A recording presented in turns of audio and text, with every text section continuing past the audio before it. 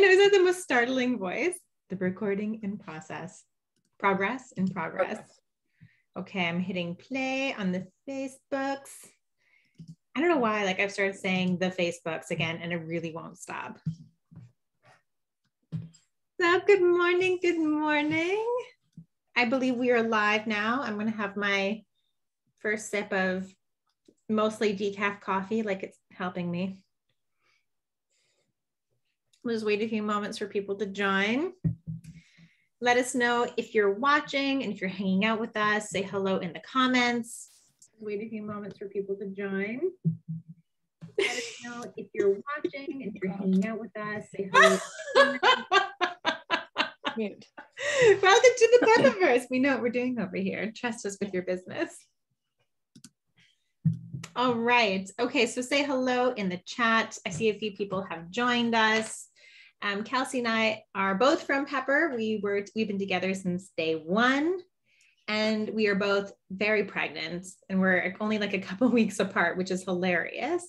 And then our third longest team member that's been with us is Shelby, and she's like a week behind you.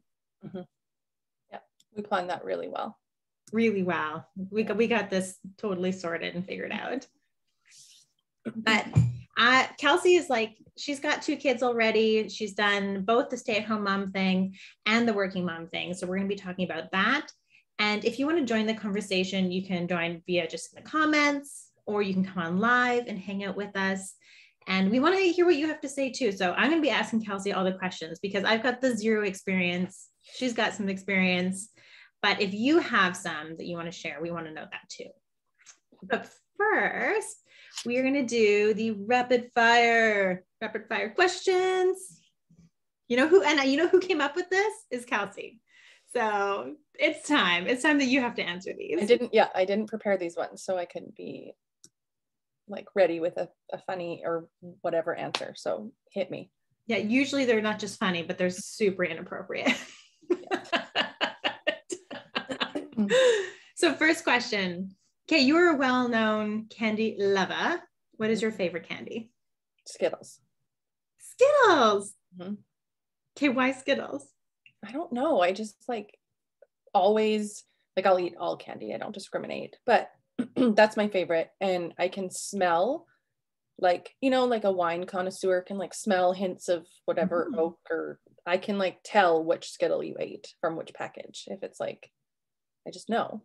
So, but like, they're just my favorite. Sour or like different colors, like from sour to sweet, or no, like if your Skittle came from the tropical blue pack, or like Britt said, red Skittles. Skittles are good. Until the red package changed the green from lime to green apple, that was disappointing. But yeah, I can smell your Skittle breath, and it's just my favorite candy. I love that. I didn't have to add in the weird part, but that's how I roll. Okay, other than candy, favorite food group? Dessert. Well, look at it, makes sense. Okay, wait, are we talking about like homemade baked goods, or are we talking about like restaurant quality, or are we talking more like chocolate bars? I don't discriminate. All of them. So if you're not having Skittles, what are you having? I bake a lot, so I do love baked goods. I love cake. I love pie. I love ice cream. I love, all dessert. Oh my God, yes. Okay, pregnant, super pregnant from beginning to now. So we're both around like the 5.5, 6 months kind of area around there. So what was your craving when you first got pregnant versus what it is now? It was pickled carrots for at least the first trimester into the second trimester, like just by the jar with a fork, pickled carrots day and night. And now I don't really have many like overwhelming cravings aside from like just salty. I just don't like salty for the sweet girl. Yeah, I haven't really craved anything sweet or citrus, which when I was pregnant with my girls, it was like lots of citrus, and this time having a boy and it's just salty. Like I know you had a craving to soap with one of your girls, didn't you? Isn't it like a strange, like really rare? Yeah, pregnancy phenomenon. I had that with my first daughter, and I craved green palm olive dish soap And I didn't buy it purposely because I was afraid of what would happen. But my work, I worked at a law firm at the time, had it. And so I would like just sometimes go into the kitchen and just like maybe put a little bit on my hands and just smell it. And then if nobody was looking, just like a little like, oh, no. Yeah. No. My daughter's fine though. She's fine. But yeah, I guess my grandma, she was craving soap. And I think soap and chalk dust are the most common. Chalk dust. I've heard of dirt and like matches as well. So yeah, I ate a little bit of soap in the first pregnancy. No soap this time, no craving for soap. So yeah, just salty, like fries, chips, just yeah. Oh, that's all the good stuff. My first month or first like couple months definitely was just straight up bread and cheese and like grilled cheese sandwiches. And now fruit, like all the fruit. Like I went through massive anything that was in season, like the raspberries in the yard and the apricots and the peaches, now the plums. Like I've eaten so many plums, terrifying for everyone. We'll not get into that. We're not close enough friends out there. You and I are. The rest of you, I'm not sure. I haven't got there yet, but it's been wild. It's been wild. I have one last question for you, rapid fire. Oh, Taryn says she's heard about baby powder cravings too. Oh, yeah, it's weird. You can't explain it. You don't tell anybody. It's like you're ashamed of it. It's embarrassing, but it was very specific and green palm olive. Now I can smell it and it doesn't trigger anything, but yeah, you can't explain it. I think it's called pica or something. Oh yeah, I think you're right. Yeah. Some sort of, it doesn't happen to many people, but we're out there. Okay, here's my final, okay, I have so many other questions, but here's my final rapid fire before we get into the nitty gritty. And if you're just joining us, Kelsey and I are hanging out and we're talking about balancing motherhood and our careers and work. And because I am not yet technically a mother, I have just ideas, no experience. So we'll see if my ideas work or not, or you guys can all tell me, all you mothers out there can tell me I'm super naive and to prepare for something different. But Kelsey is a mother of 2 and she's having her third, a little boy. And Kelsey has experienced both as a stay-at-home mother and as a working mother, especially not even just a working mother, but also like second in command here at a startup, which is wild and crazy, which is not for the faint of heart. So we're going to ask Kelsey all the questions, but if you have advice or you want to join in the conversation or you have a question you want to ask, something you want to pose to us, you can come and join live. We love seeing your face, hearing your voice, or you can just put in the comments, but don't be shy, come join live. We love that shit. We want to hang out. So my last rapid fire is, who were you in your past life? If you had a past life, if you believe in that or not, doesn't even matter. What would you have been doing in your past life? I mean, we both know that I very much believe in that. Yeah. Get more, like, I'll spare everybody like how weird it can get. I've actually had past life readings. So, I mean, I've heard of some of them, but I think I just had pretty average lives, and that's always been like really okay with me. Like I've been a mother a lot of times, which I knew in this life very young. So that probably makes a lot of sense. Like if it was just like constantly every past life I've had, I've been a mother, that I knew, yeah, at a young age, I wanted to be a mother in this life as well. So yeah, I don't think there's anything wild. I don't think I'm like, Marie Antoinette or whatever. Like, I don't think there's anything cool happening back there. Just like probably living through each century as a mom. So it sounds like very content. Yes. You're very happy. This sounds like a great life to me. So I'm going to look over to the side here because this is where I have all my questions. So I'm not going to lie. No, I'm not going to tell them. It'll be a secret. All right. Okay. So you were a stay-at-home mom for years. What has been the biggest challenge of being a working mom? And like I said, not even just a working mom, but you're working for a startup, at a startup since day one, since it even existed. The biggest challenge has been overcoming guilt, I think, because as most moms know, it comes with a lot of guilt, regardless of if you work or don't.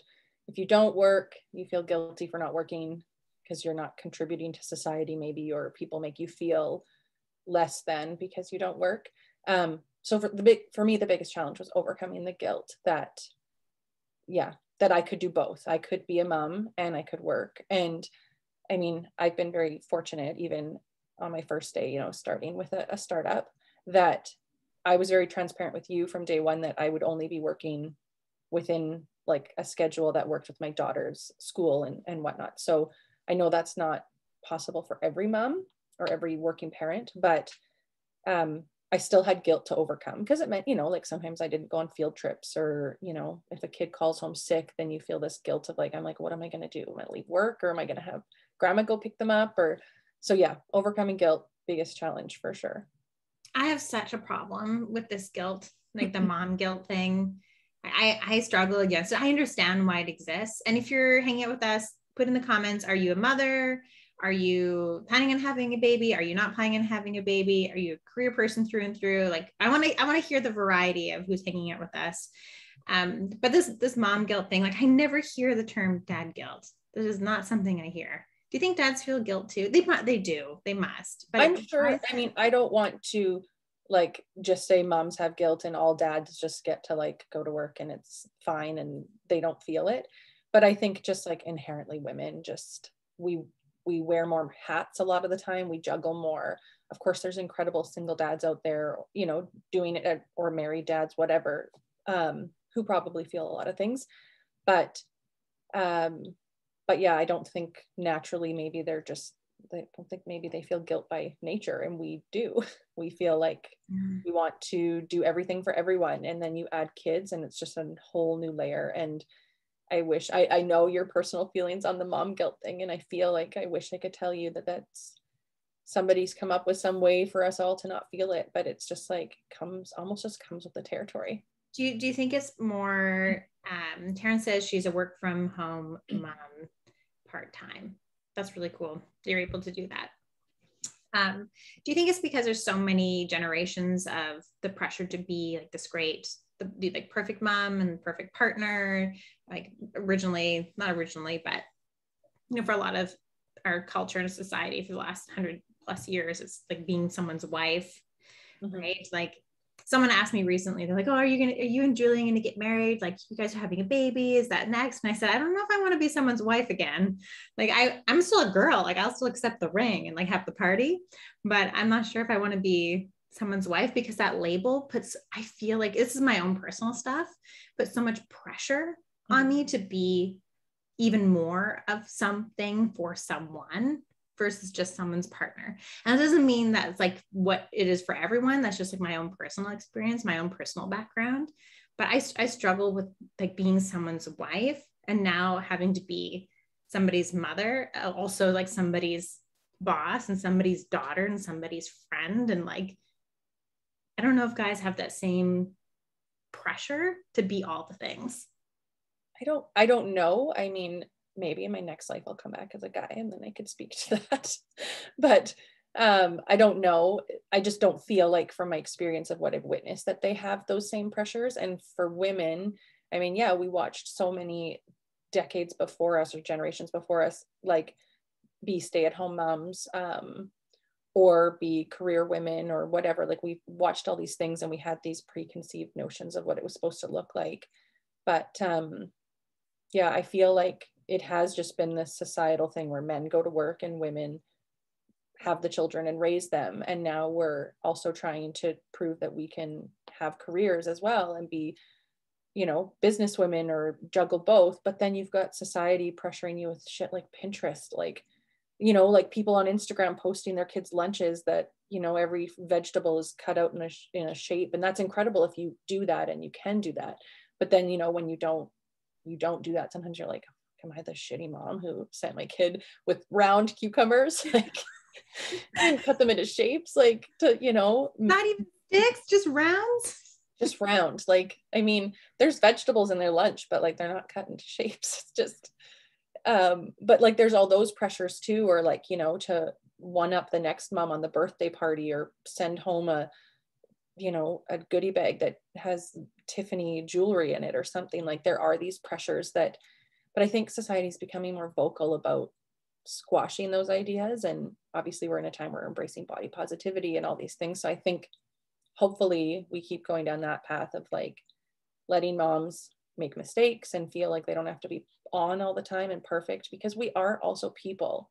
We're not just moms. We're not just somebody's partner. We're not, like, that was another big thing I learned coming back into the workforce after being a stay-at-home mom for 7 years, was that like I also had something to contribute to society, like aside from just being, a mom, which is an incredible job in itself. But to remember that like as women, we are our own person as well. We can, aside from what we do at home or, with our families. Have you had any light bulb moments or something you didn't, you're super smart. You're a smart human. You went into working, especially like with us, like Pepper.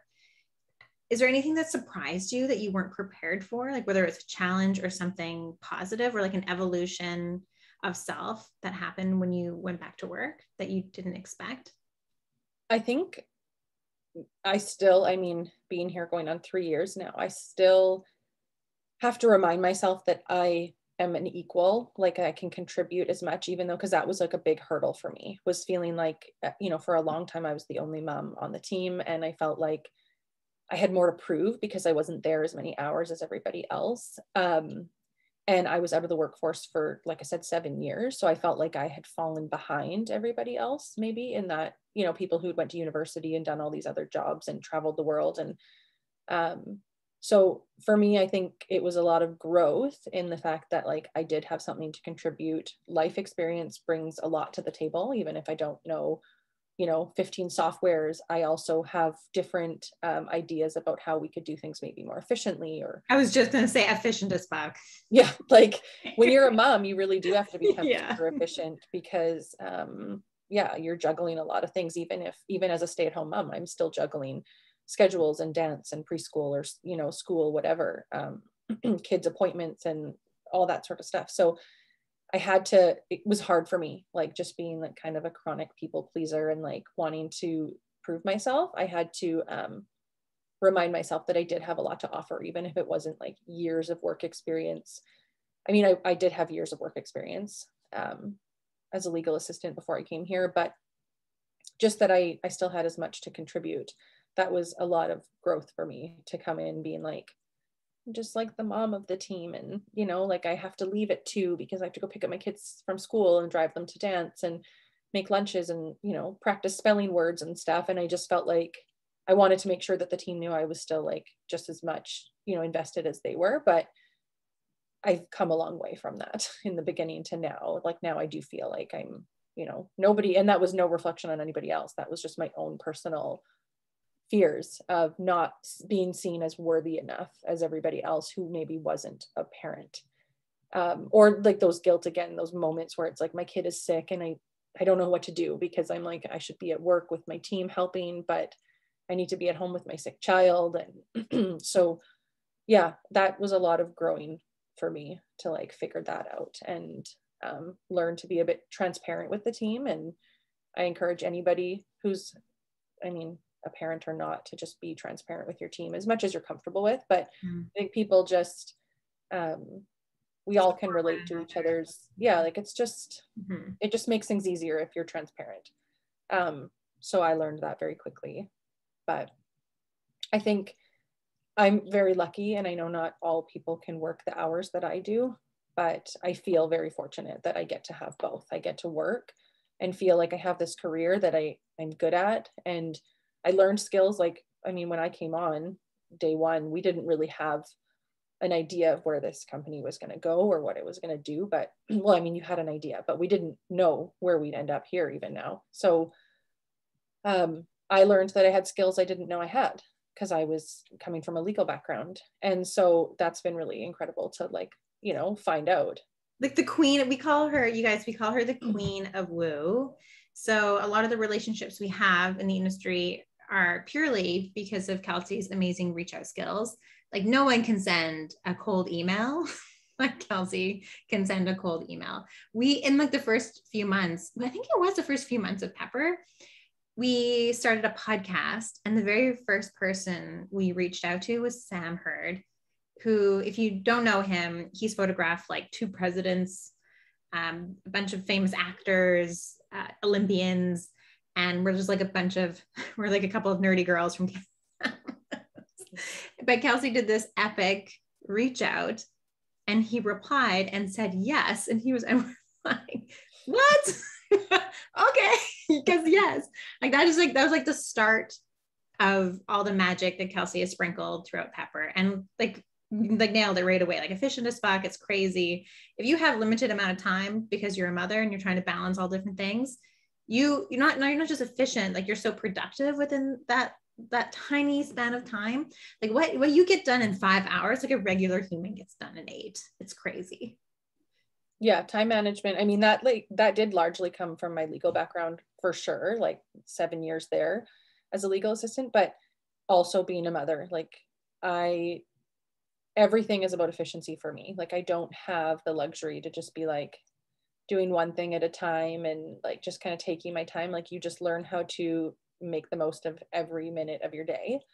And it goes both ways. Like that helps me in my life as a mother, and it helps me in my life at work. But yeah, I have 5 hours a day. Now I have 6, that we moved to a 4-day work week to do as much as some of the people are doing in a 9-10 hour day. So my time management skills and my efficiency is just, I have to dial it in. But again, I didn't know some of these skills that I had when I came here, or that I would thrive, or like,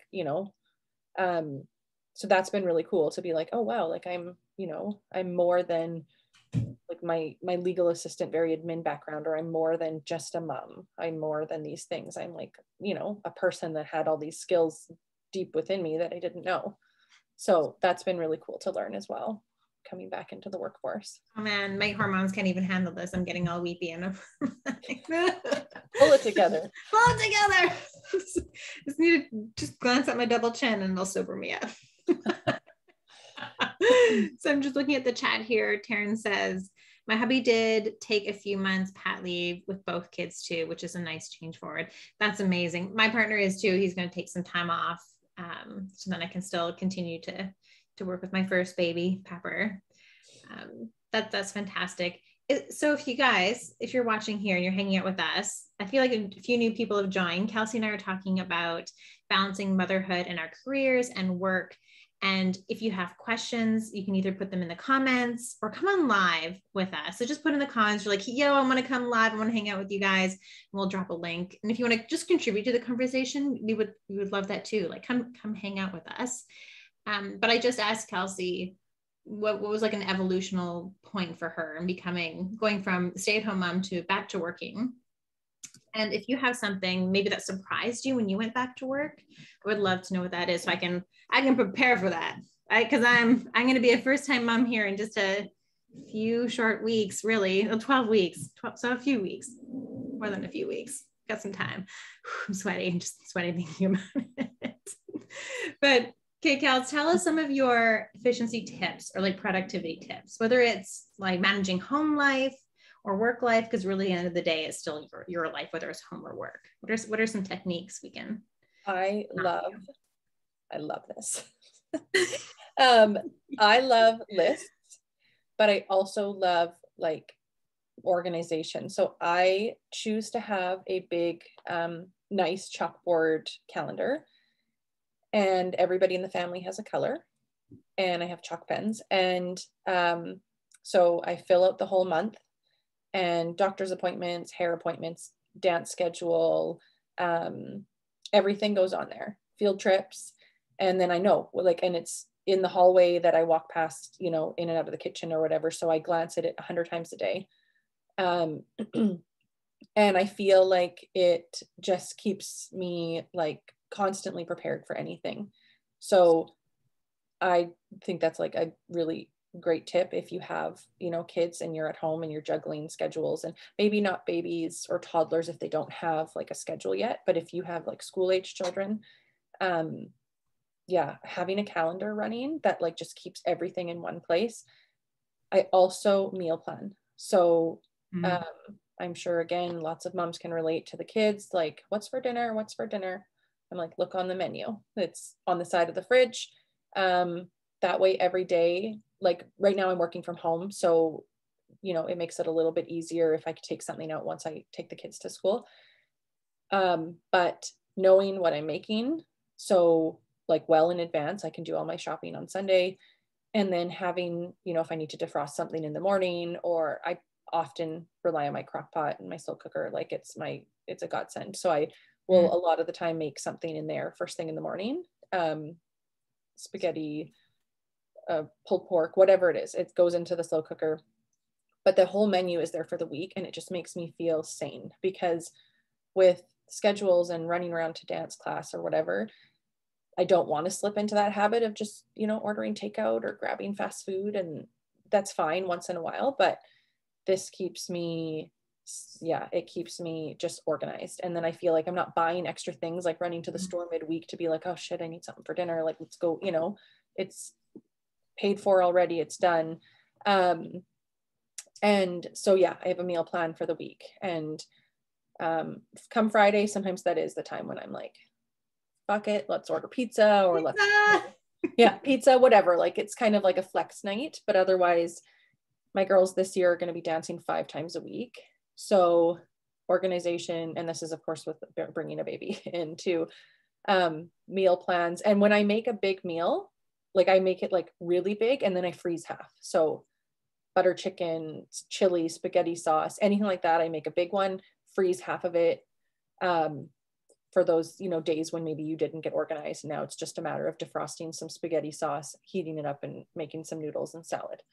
So that's another thing I do, is the calendar and the meal planning. And I also, even though I'm not a forgetful person, I do rely on reminders on my phone. I put them in there for everything before. Yeah. Not things like standard every day, like we have dance every week, so I kind of remember that, but like a hair appointment or an OB appointment or a kid's whatever hearing test, I put a reminder in the day before and a reminder in like an hour before or whatever. So the day before comes, and again, it's on the calendar, but it just reminds me that maybe I need to call the school and let them know, or those types of things. So as far as home life, calendars, like, I mean, color coding is just a bonus. And meal planning. Those are my 2 biggest like lifesavers that get us through. And I'm also like letting my kids help with certain things. Like I've stopped, you know, my kids are 8 and 10, they're old enough. So if your kid's even younger than that, little things like making their own bed and bringing their dishes to the kitchen and stuff like that, all these little things just ease a little pressure off of you when you're like, I just, you know, I don't want to have to do it all. Yeah. I also look at the weather the night before and make sure that the kids have chosen outfits for the next day that are weather appropriate.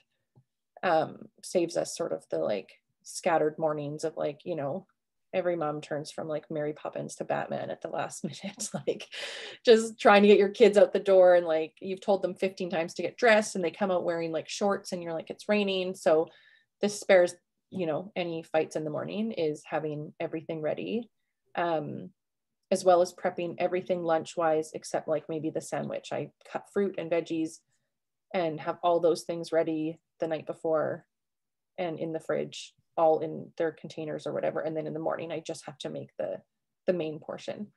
Oh, go ahead. Yeah. I have so many questions, but go ahead. Like, at work. Hold on, let's just see here. I'm just checking the chat. Taryn says, freezer meal prep helps me a lot. Yes. She loves color coordinated calendars too. I think we have a natural fit here, part of the crew, Taryn. And Frankie says, come organize my life, please. I need that in my life. Frankie, I'm on my way. I'll bring a calendar. That's so funny. Oh, sorry. And that, but I do have more questions, but I want to hear your work thing first. And this is actually great. This will be a great segue after your work tips, because I'll tell you something I'm already challenged with, and it's going to be more so. So I'm really curious to hear what you have to say, but tell me your work efficiency tips. Work, I mean, we have that pretty dialed in at work with the softwares that we use.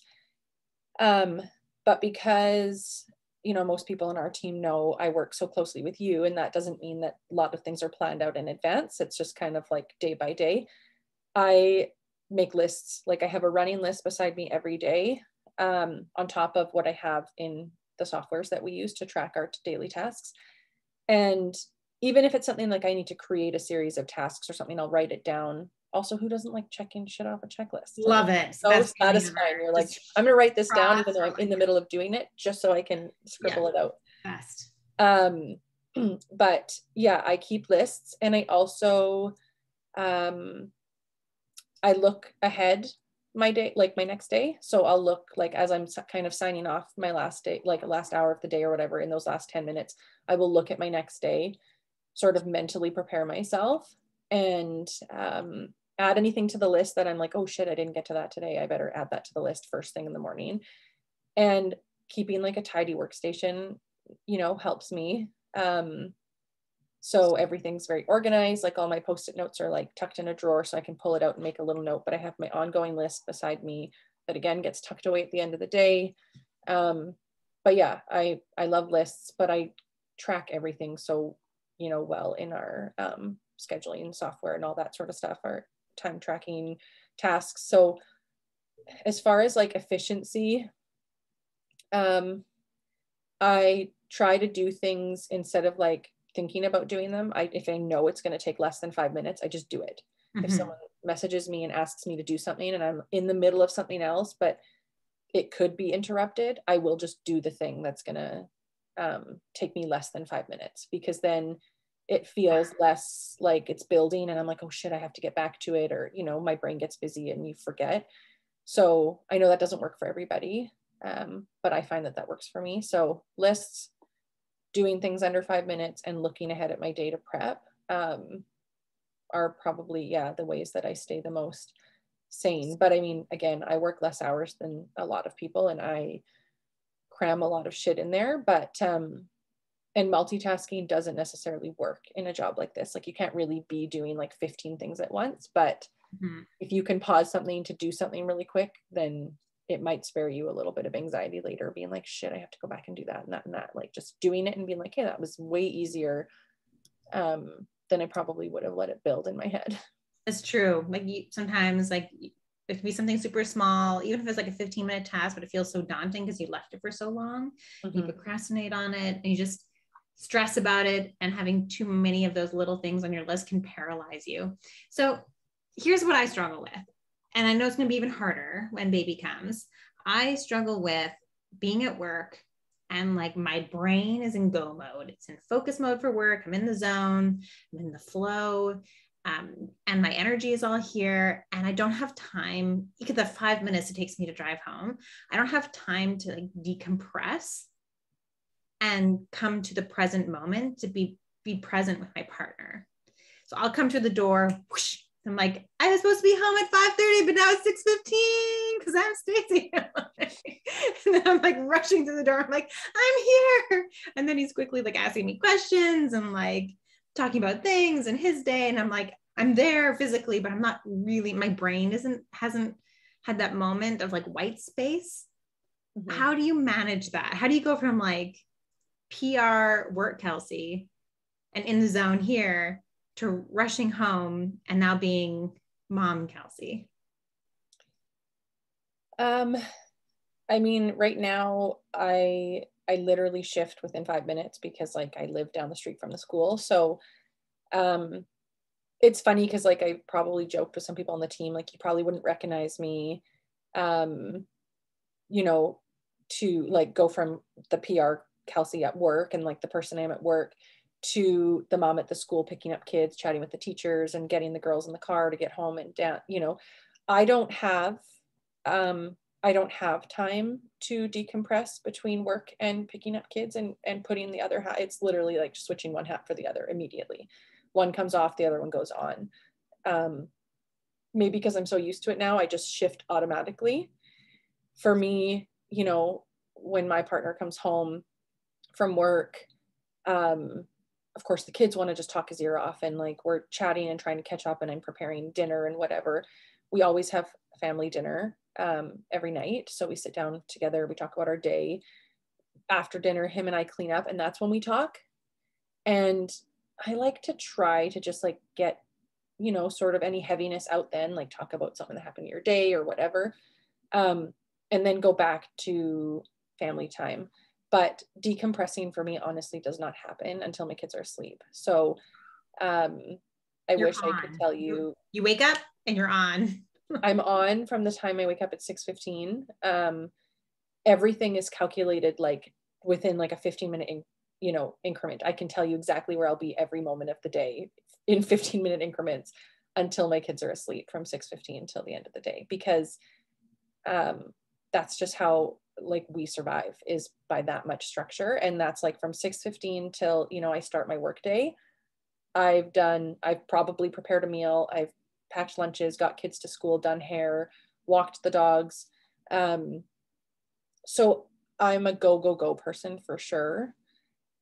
Again, being pregnant, I'm trying to learn to listen to my body a little bit, and my girls being a little bit older are self-sufficient in the sense that if we were to get home, I could say, get yourself a snack. Like I don't have to prepare everything, bring your backpacks in and unpack your lunch kits. Like I can have them help with those things, but I don't have the decompress time until they're asleep. So I don't have probably anything like, I mean, that's normal to me. So I don't know if I have anything helpful to say, aside from you don't have a very long drive. And it's natural. The only thing you could do is like maybe find some sort of routine that works for you to like decompress, whether it's like, hey, I need 15 minutes to go have a cup of tea in the backyard, or I need to go lie down for 15 minutes or something, and be like, I know you have needs that need to be met and you want to talk about our days, but I need these 15 minutes or whatever. I mean, I think boundaries are important, and I think that we should be comfortable, expressing those to our partners.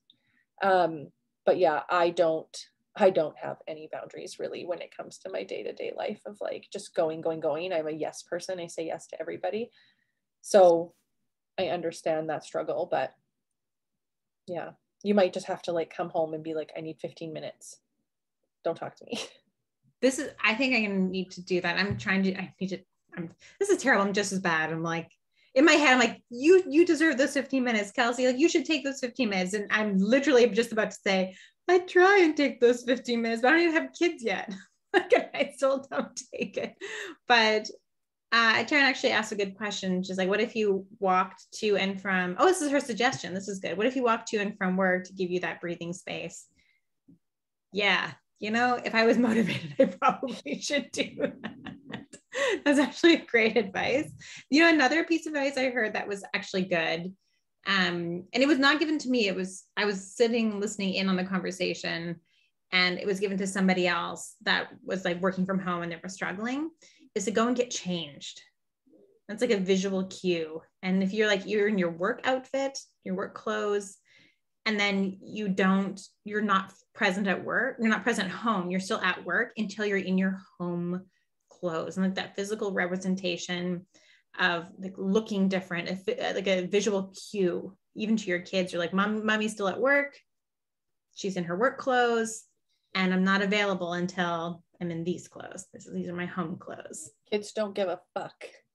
You're in a business suit in a meeting. Like, they don't give any fucks. Like, you could put a sticky note.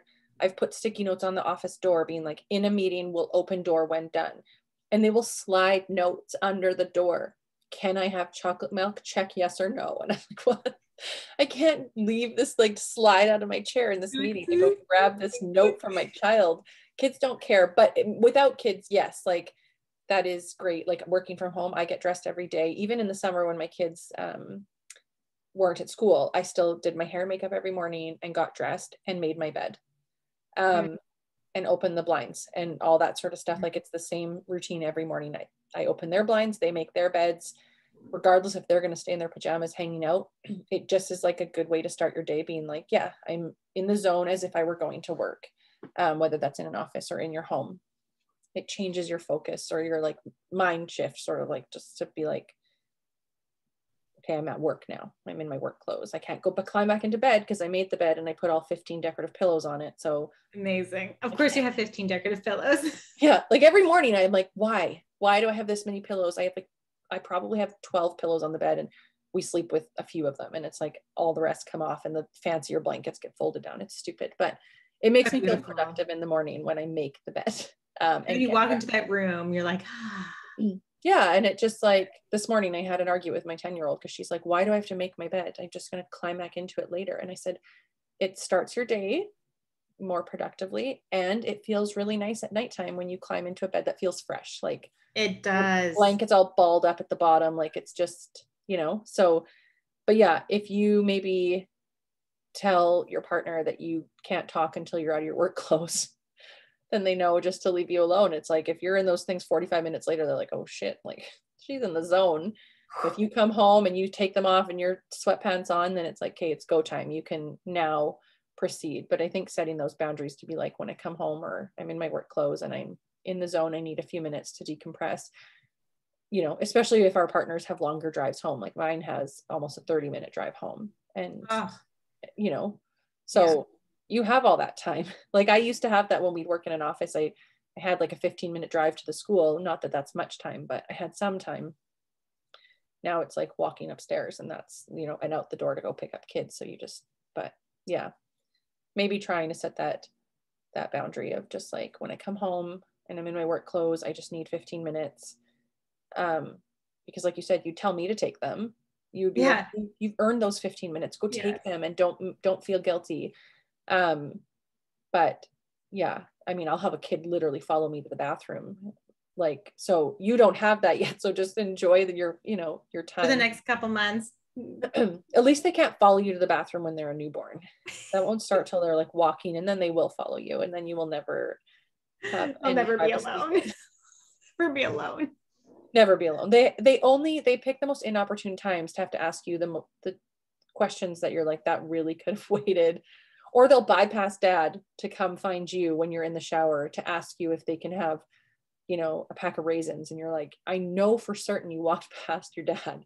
You could have asked him, but you chose to find me in the shower. Yes, take advantage of your kids' nap times. Oh yeah. Oh, yeah. And enjoy that while it lasts, because those are glorious times. And if that means that you have to rest when they rest, that's okay. That's where that guilt comes in, and you're like, I should be folding the laundry or, you know, vacuuming the floor I've neglected. And it's like, you'll get to it. Just rest when you need to rest. But if you can, sneak in some work or do something while they're napping, then do that, because that window's short too. And then they stop napping and you're like, the fuck am I supposed to, now you're awake all day? I don't know. I got to figure this out quickly. Shelbs, if you're hanging out, do you want to pop on for like 5 minutes? Because Shelby she's got to have got something sorted, because you are mommying and working like a freaking wizard. And I don't know how you're doing it. So if you're still hanging out here and you want to pop on for 5 minutes and just let us in on some of your secrets, that would be amazing. I need to know all these things. And I'm just looking at my other questions. Oh, here we kind of talked about this a little bit, but how do you think employers can support working parents better? Like, what are some like really general things that you see or that your friends are struggling with? Like, man, like if only this was possible. I mean, again, I think we're coming a long way, and I've seen a lot of articles circulating on like Facebook and stuff. I'm sure you've seen them, maybe like from CEOs saying like, if your employees get their jobs done in less time or different hours, but are still meeting their demands, lay off. Like if they want to leave at 2:30 to go pick up their kid and take them to their soccer game and wrap up something at 6 p.m. because they can, as long as it doesn't, you know, affect their work or maybe the clients they work with or something, then let's be more flexible. Because like, whose life works between 9 and 5, like, or to work 9 to 5, 5 days a week, every single week without ever needing some sort of flexibility? Like, don't be so rigid. Even people without kids, like doctor's appointments, dentist appointments, these things have to happen between those exact same hours. And now people are torn between, you know, do I have to miss work and feel guilty that I'm not going to be able to make it up, or I'm going to miss those hours? So with employers, I would just say, like, one, be understanding, like recognize, even if you are an employer who maybe doesn't have kids yourself yet, so you can't entirely empathize, that that most people who are working, they will have some sort of guilt. They will have some sort of feeling of being torn between, do I go pick up my sick kid and miss work? That's the thing I hear from so many people, like, you know, friends at school, like, oh, I had to use one of my personal sick days because my kid is sick. And, you know, that leaves no sick days for them if they get sick, or if their kid is sick for 3 days, they're like, that was the last of my sick days. Or I've even heard people say I had to use my holidays. And I get not every job is flexible. Like, you know, if you're a nurse, maybe it's not like you can be like, hey, I'll just make up my hours later and come back and finish my shift. But to be understanding, and if you are in an industry that you can offer that flexibility, to offer it to them, because I can tell you from experience as a working parent, we want to prove ourselves because we feel like we have the odds stacked against us already. That we're already competing and, you know, against maybe other people who don't have kids or don't have that distraction. And it feels like we have more to prove. So we want you guys to know that we are going to work just as hard, maybe in less time. Maybe our time might look different, but if you provide like an environment that's like, you know, understanding and flexible and accepting of the fact that these people are parents, you are going to have the most loyal employees, because they're not going to leave to go find something somewhere else where that employee is like, employers, you know, you can't leave work because your child's sick, like find someone else to pick them up. Like no parent wants to have to make that choice. So be flexible and understanding, and trust that they are probably going to be some of your hardest workers. I was just going to say, like the people that like, you're missing out as an employer, you are missing out on such a group of people with crazy skill sets, extremely reliable, efficient, productive, because of some very old rules. Yes. And especially with women, like, you know, don't look at a mother who can only offer 5 hours a day and go like, that's just not going to work for me. Like, trust that she probably is going to crush that work in those 5 hours, and that she understands how precious time is, and she's going to be one of the most valuable assets you bring onto your team. But then be understanding when she does have to leave early to go to a field trip, or she wants to go to that field trip, and say, yeah, like go to the pumpkin patch with your kids' kindergarten class. Like that's something you can't get back. You can work later today, or, you know, like they're going to make up that time. They don't want to lose the money if they don't have to, but, or if their kid is really sick, just give them the day off. Like, just don't take it out of their pay. Like, don't, you know, just say, just take an unpaid day and we'll figure it out when you get back. Like, go be with your child. Just, you will have loyal, valuable assets on your team if you treat them like that. 100%.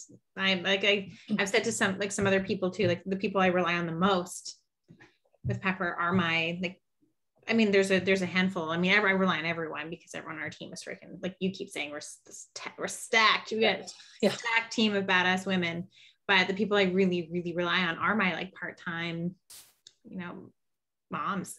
Mm-hmm. Yeah. And speaking of which, Kate, dude, first of all, every time I've been seeing you, like the last few Zoom calls, you're like glowy and golden and beautiful. It's ridiculous. It's all that pregnancy sweat. I am so sweaty. Okay, Kelsey and I were just talking about also the congestion. Like I'm trying really hard to breathe through my nose, not just sit here and like pant. Your nose is all plugged. Oh, it's story of my life. You have to sleep like halfway sitting up.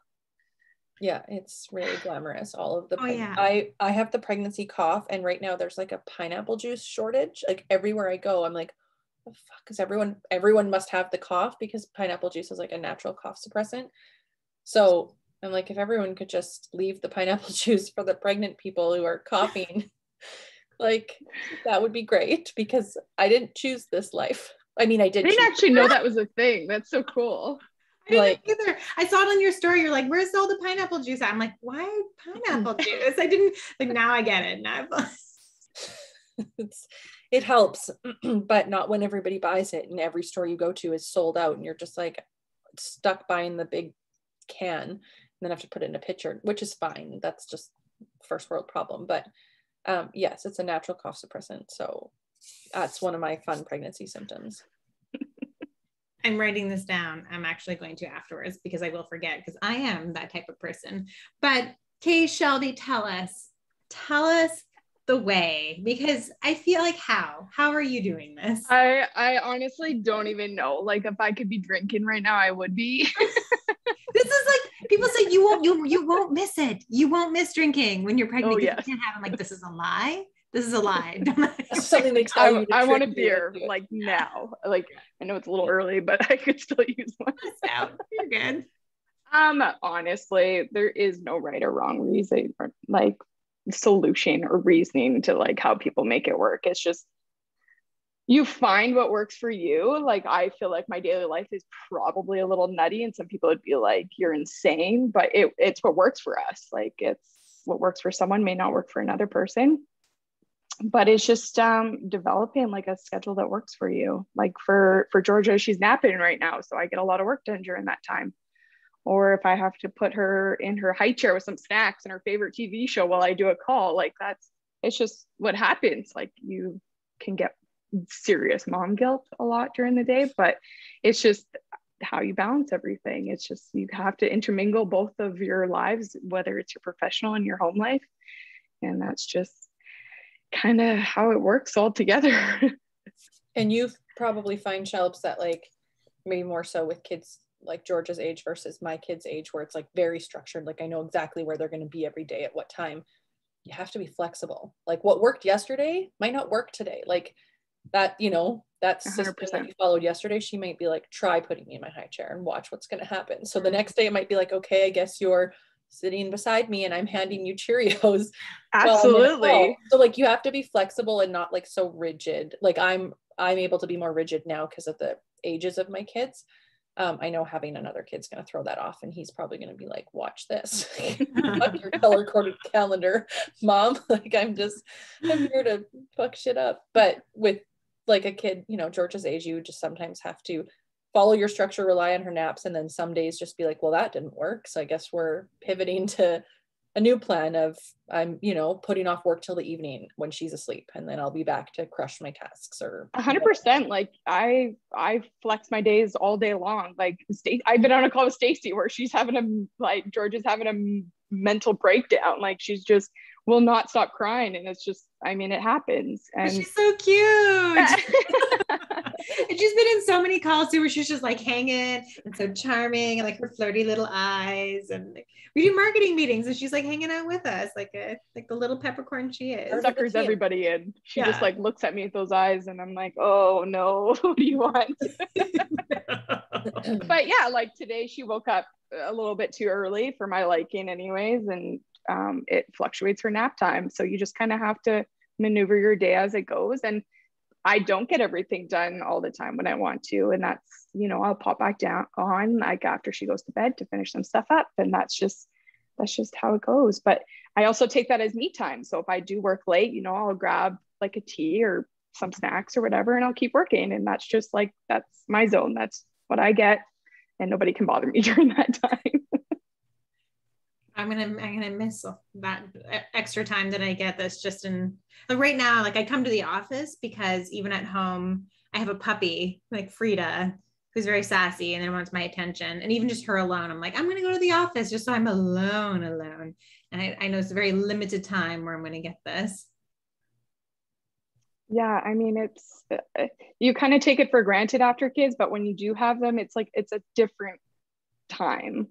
Like it's a different like special time. Like I want to like wake her up all the time because I just want to like be with her.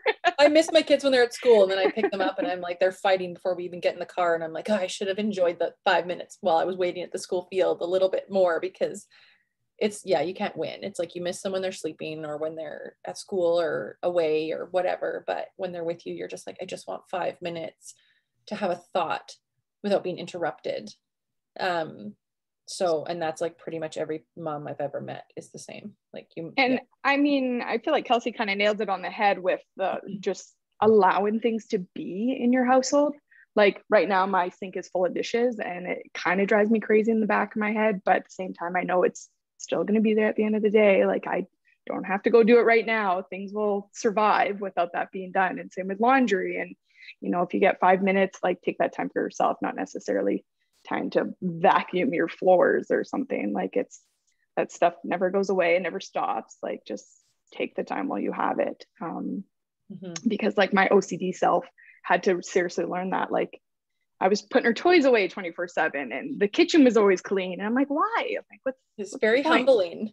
Like when you become a parent, especially if you're like a very clean, organized person, and you look at people's Pinterest homes or people post pictures on Instagram, and you're like, how the fuck does your house look like that? Like, don't you own like things, or don't you have children? And I mean, chances are they probably tidied for that picture, but yeah, like learning to let go, what guilt you're okay with and what you're not okay with and what things you can live with. It's like making my kids' beds. Like I like that. And I like to have like certain things, but like they'll spend hours building Lego or these doll setups or things that I'm like, I don't want to be so rigid that I'm like, oh, you have to clean that up every single day. Otherwise I'll never relax. They'll never be relaxed. And yeah, like chasing a toddler around picking up their toys is like brushing your teeth while eating Oreos. Like it's just oh my God, it's a waste of time. It's a waste of time. It'll frustrate you. You can clean it up after they're in bed. It'll take you 5 minutes and it's not important. Like I learned again, like you said, Shelbs, I had really bad OCD, like not like, haha, let's pretend like just, you know, color coordinating my calendar or my closet even is like, I had severe OCD and I had to come a long way to be like, these things won't, you know, hinder my life or the quality of my life. But missing out on my kids growing up because I'm constantly cleaning. Like, what are they going to remember growing up? Like my house was always spotless, but my mom was always cleaning. Or are they going to remember that there were dishes in the sink, but we went to the park and we went for a bike ride after dinner and, you know, I read stories to them and whatever, versus the constant. So it's like a balance. Like, yes, absolutely. Some cleaning is necessary to keep your sanity, but some of it, like, you have to learn to let it go because it's not worth it. And your kids will not remember a perfectly clean house, but they will remember a present mom for sure. Absolutely. And I mean, when you're, sorry, go ahead. No, I was just gonna say quality time is more important than quantity. So the quality of time that you're spending with them, like versus, you know, yeah, it's just more important. Yeah, I mean, when you're trying to like juggle a career and your family at the same time too, like that is a fast track to a burnout if you're trying to do it all and trying to do everything perfectly and trying to stick to your schedule like 110%. Like Kelsey, I know you love your schedule, but I'm sure there's days where things go awry. Your kid has to come home sick. You have to end early. You have to go to appointments. And it's just trying to find the best way to adapt to those things, I think is the easiest way to manage both worlds. Because like, it's just, sometimes you just have to drop everything at the drop of a hat and you don't really get noticed. Like your computer's not going to tell you, hey, in 10 minutes, your kid's going to wake up like 20 minutes early. Like it's not realistic. And you have to find ways to just maneuver through it. Shells, because you're about to have your second, what are some things that, like, what are you, like, how are you planning that? Like, or what are some maybe things that are like you're preparing for that you know are going to happen or that you're stressed about, but you're planning for, like, because you're going into your second pregnancy. Yeah, I mean, my biggest thing is definitely not, I guess, like not losing time with Georgia, because I know like sometimes babies can take over that time. I think that is my biggest concern is neglecting her a little bit, but I do have my husband, so it's not just me all the time. But when it comes to like coming back to work, I think it's like going to take a village on this one, and like utilizing those people around us to kind of, you know, like take one of the kids for part of the day or something. Because as much as I'd like to tackle both of them daily, I think it's going to be definitely quite the challenge. But just finding a routine that just works for us. Like Georgia, she is pretty self-sufficient. Like she'll play with her toys by herself and she has her favorite shows that will occupy her time a little bit. And I know like when she was a baby, just wearing her, like doing the wraps and the baby wearing was super helpful, and kind of created my schedule around nap time. So at that point, they will still both be in naps. You just kind of have to fluctuate your schedule so that works. But definitely don't do it alone. That's all I kind of have to say. I'm stubborn as all be, and it's just, use the people in your life. Use your parents if you have them, use friends if you have them. trade with people. Like if they have kids and you have kids, be like, hey, you know, I'll take them this day if you take them this day. Just really figure out what works for you. And, you know, Shelbs, I can speak to having 2 kids close in age, and that lingering like fear of being like, how will I do it? How will I give the first one attention with the second one, and no clue with the second one? Like my second one was colicky. I couldn't put her down. I had to wear her like 24/7, which was a lifesaver. But I think the biggest learning curve for me was, even now, is quality time is more important than quantity of time. So like for Georgia, I mean, she would remember that, you know, you took this time when the baby was sleeping to like read her a book and do something with her. She has no concept of if it was 3 hours or 15 minutes, but she's going to remember those things, and to like shift, like, you know, when we're trying to be flexible as new moms and just moms in general, to remember that quality time is always going to trump quantity distracted time. Like if you're sitting next to her and you know, she feels like you're not paying attention, and what I mean, there's gonna be times you're gonna have to nurse a baby or feed a baby or whatever, deal with a screaming baby. But then if you carve out those little moments, the quality of that will be so much more important. And that was what saved me with like a 2-year-old and a newborn, being like, how am I going to give my 2-year-old as much attention when I have a newborn? And again, a newborn that I wasn't prepared for, because she just screamed all the time. And just shifting my focus, being like, you know what, sometimes, yeah, Dad, you're going to have to hold the baby or deal with it, or she's just going to have to go in a swing so I can go carve out this time for the other one. And realizing it didn't have to be hours on end of, you know, playing, that 30 minutes of building Lego or blocks or whatever with them. Like, I'm like, sweet, that held me, like that, you know, is going to tire over for a couple of hours with quality mom time. And learning like, yeah, which guilt you're okay with and which guilt you're not. And then coming to that realization that quality time is definitely more important, even with kids my kids' age. Like if I'm with them for hours on end, but it's not like, you know, undistracted actual time, that's not doing them any good. And so, you know, I've been trying to like log out of Slack when I leave work and not check in, because it's hard when you're, again, the part-time mom and you're like, I just want to pop in and make sure everyone knows I'm still like a part of the team. But at the same time, I'm like, I gotta be a part of this team over here. But quality time, even with kids my age, is important. Like juggling. And I have those fears too. I have 2 kids and I'm like, well, they've had me for 10 and 8 years. And now they're gonna have to share me with like a new brother. And how am I gonna do it all? Like I give my kids each an individual bedtime, like read together. Hopefully they'll just be excited that they will. And they'll be great. And I mean, all kids adapt. Like I have to remind myself, like I'm not the first person to have had another kid later on in life, or I wasn't the first person to add a newborn to a toddler. Like, but when it's happening to you, it feels like you're the only person going through it. But I just had to like shift my brain to be like, the time I spend with them just needs to be quality time. That's more important. That's what they care about. They want your undivided attention, and just to feel like you're doing some little, it can be the most mundane thing at the end of the day. You're like, what was your favorite part of today? And they're like, when we colored a picture together or whatever. And you're like, hey, I thought I had to do all these big grandiose things with you to make your life and all your childhood memories great, and you just wanted to sit and color a picture. Like, shit, should have been doing that all along. So little, like those little things, and that's how you juggle. Like that's the best you can do. I mean, we're all out here doing our best. I mean, I'll touch on the FOMO for a second. It is a real thing.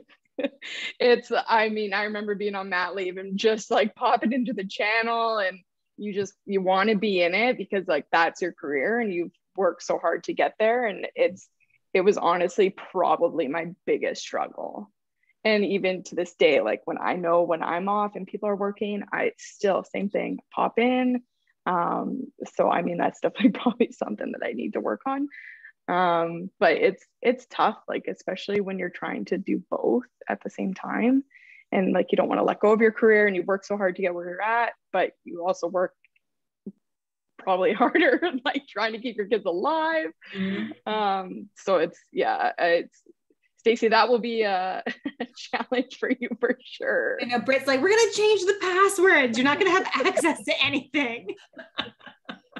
That's smart. They'll kick you out like what we do if someone goes on vacation and they try to come back in Slack. We're like, you can't sit with us. Like, I mean, the best thing is just to know, like, you can't do anything at that point in time. Just like enjoy your time, like surrender. Everything's fine. Yeah, you just kind of have to just surrender yourself and just take ownership of the mom life for a little bit. Go with the flow. Love what we do so much. Like I love what we do. It's gonna be hard. Like I have such self-identity with work. Like it's such a big part of my self-identity. I like thinking that I'm going to lose a part of that. I'm actually like extra sweaty. Like I'm sweaty anyway today. Because like I feel like within the last week that is becoming such a real thing. And I know Shelby, you're like, just wait for it.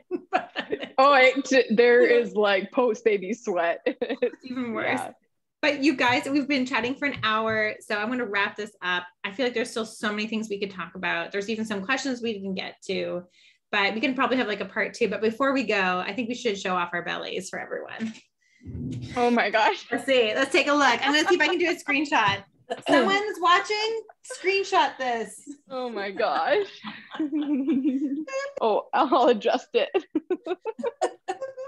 Yep, there's our bellies. Yeah, I love we're all like grays and blacks. All of us will be at the hospital at the same time. Yeah, we'll be high-fiving each other down the hallway. Totally. I hope this kind of happens because that would actually be amazing. Oh, stay tuned for our Pepper baby shots. Yeah. Oh yeah. I got to talk to you guys about that. I got some ideas. I'm going to stop the live stream. So thank you everyone that joined us live. Taryn, I love that you really engaged in this conversation. Absolutely love that. So thanks for hanging out, everybody. And if you have still the conversation or questions that you want to talk to us about in the Pepperverse, just post them in the group. You know, we can have like casual lives. Like we're super chill over here. It's chill talks for a reason. So just let us know what you want to hang out and chat about and we'll make that happen. Thanks so much, you guys. Have a great day.